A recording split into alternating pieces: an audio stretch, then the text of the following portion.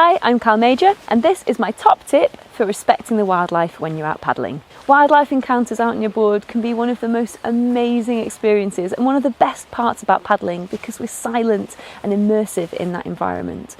However, it's really important that we respect the wildlife that we're interacting with. One of the most common things that we're going to interact with in the UK around the coast are seals.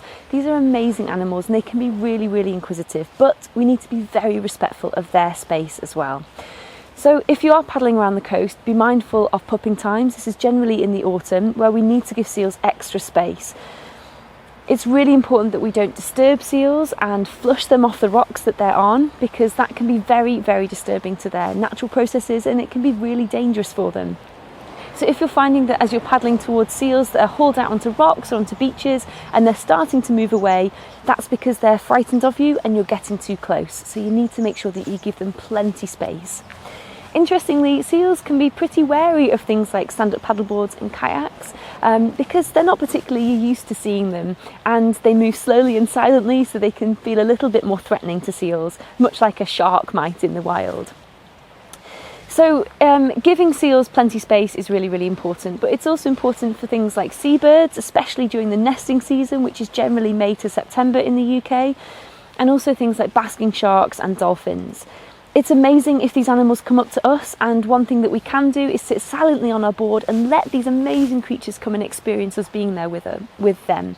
But please don't try and approach wildlife or try and physically interact with them if they're not prepared to come to you and investigate you. One really important consideration for paddling inland is invasive non-native species, so particularly in lakes and reservoirs.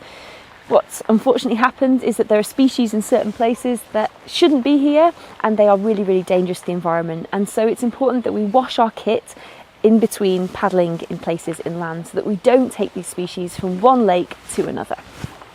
You can learn more about this online from the local environment agencies. In the Lake District in particular, there is lots of information online about this. If you're unsure of how to interact with the wildlife or what wildlife you're going to find there, then do contact local groups and organisations or go paddling with a local paddling group, because they will know all the things that you need to be careful of and where to find the most amazing wildlife.